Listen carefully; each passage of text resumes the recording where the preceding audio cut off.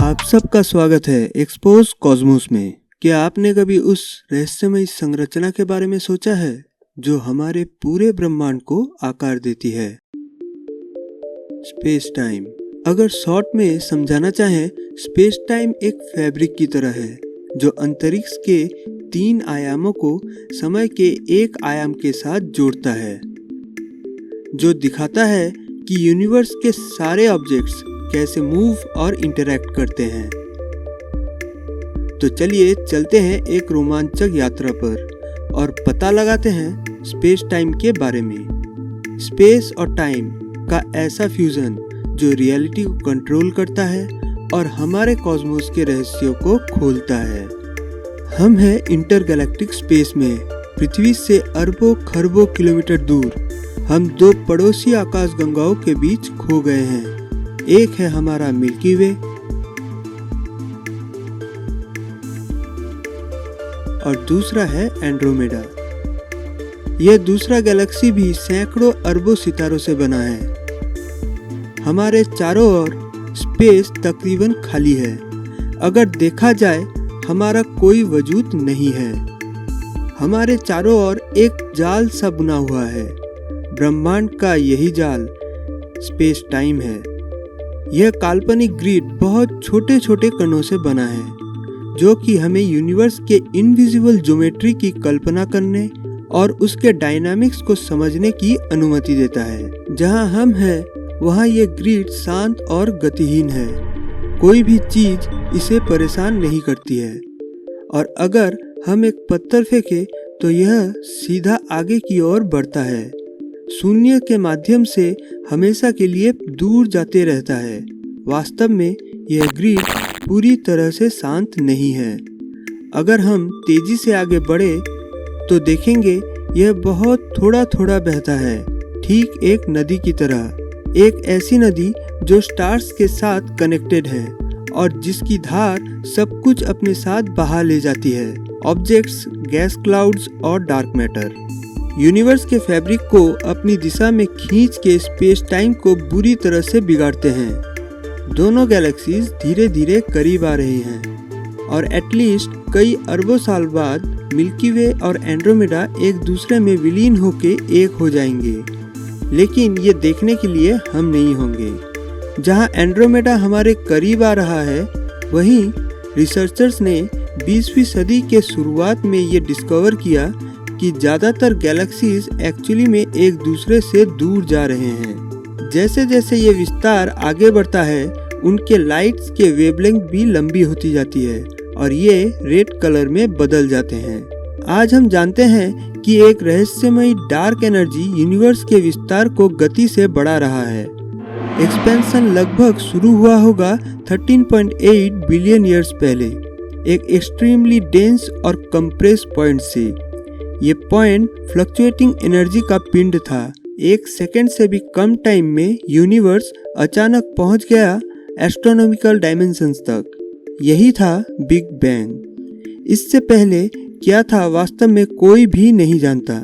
छोटे छोटे fluctuations gigantic fluctuations में कन्वर्ट हो गए, फिर मैटर को अट्रैक्ट करना शुरू किया, फिर इसे इतना कंडेंस किया कि ये कन्वर्ट हो गए फिलामेंट हेलोज में, और यहीं से जन्म हुआ गैलेक्सी और स्टार्स का।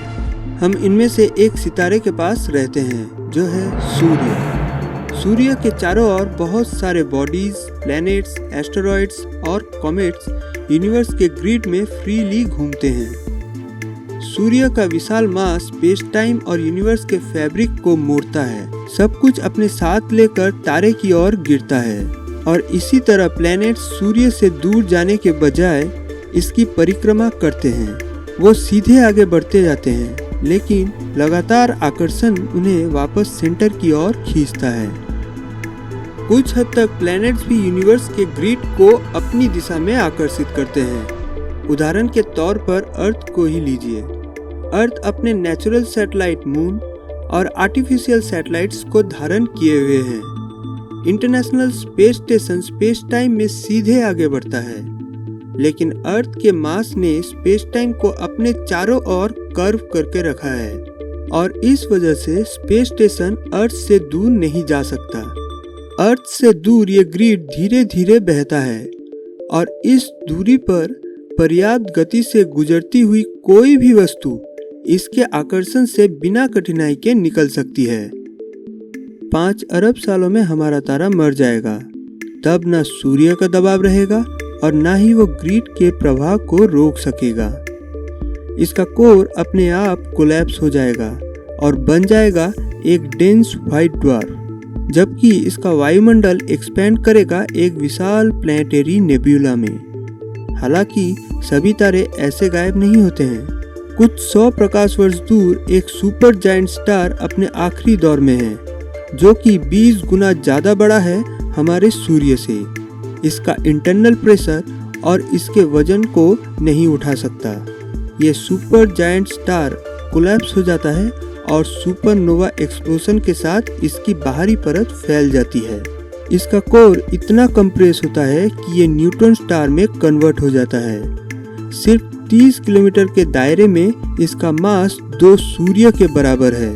ये यूनिवर्स के ग्रिड को इतनी जोर से खींचता है कि लाइट भी खींचा चला जाता है, जिससे कि अजीब ऑप्टिकल डिस्टॉर्शंस पैदा होते हैं।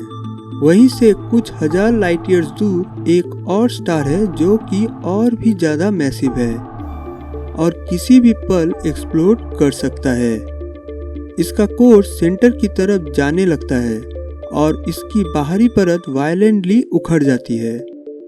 इस बार यूनिवर्स अधिक मजबूत है। ये स्टार के कोर को खींचता है, जो अपने आप को सेंटर तक पहुंचने से नहीं रोक सकता। यह सारा मास एक छोटे से स्फीयर में सिकुड़ जाता है। हालांकि यूनिवर्स यहाँ इतना कर्व है कि इसका फैब्रिक लाइट से भी अधिक गति से गिरता है। इसके प्रभाव से कोई भी नहीं बच सकता। सब कुछ अंदर की तरफ जाने लगता है। यहाँ स्थिर रहना असंभव है, यहाँ तक कि एक सिग्नल आप बाहर नहीं भेज सकते। यह एक ब्लैक होल है। यूनिवर्स में कुछ ब्लैक होल दूसरे स्टार्स के नज़दीक पैदा होते हैं और वो उनके मैटर को खींच लेते हैं।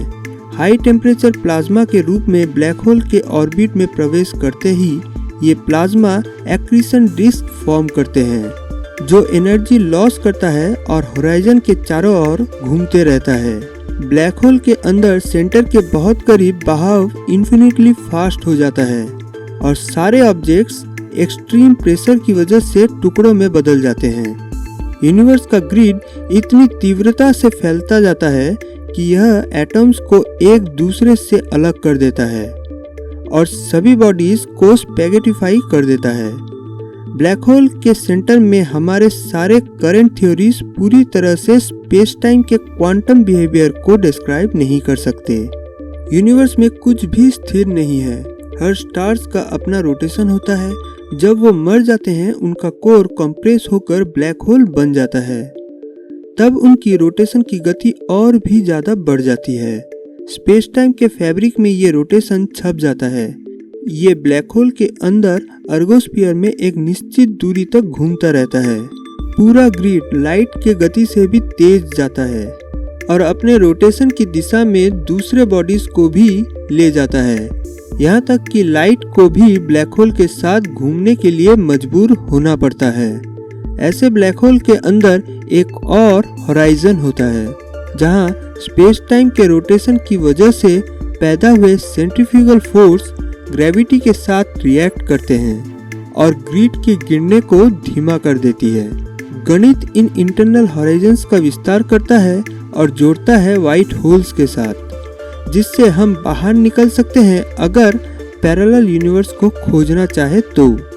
हालांकि ब्लैक होल्स के इनर होराइजन्स बहुत ही अनस्टेबल हैं या शायद इनका अस्तित्व ही नहीं है। एक रियल ब्लैक होल के सेंटर का स्ट्रक्चर अभी भी अधिकतर रहस्यमय बना हुआ है।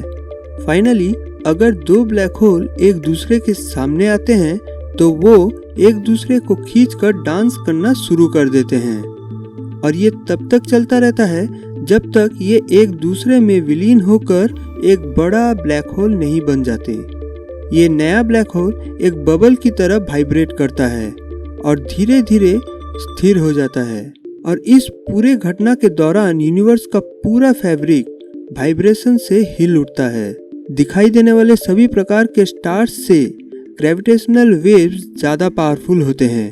ये प्रकाश की गति से जाते हैं और इनके रास्ते में आने वाले किसी भी ऑब्जेक्ट को बिगाड़ते हुए चले जाते हैं।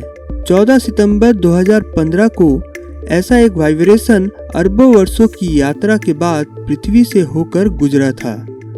पलक झपकते ही पृथ्वी एक एटम के अंश के बराबर हिल गया। लेकिन इतिहास में पहली बार रिसर्चर्स के पास इन वाइब्रेशंस को मेजर करने के डिटेक्टर्स मौजूद थे। वे 2015 में एक प्रलयंकारी फ्यूजन के गवाह बने जो घटा था 1 अरब साल पहले। एस्ट्रोनॉमी का एक पूरा नया फील्ड सामने आया, ग्रेविटेशनल वेव एस्ट्रोनॉमी, एक ऐसा खगोल विज्ञान जिसने हमें यूनिवर्स के स्ट्रक्चर को प्रमाण करने की अनुमति दी।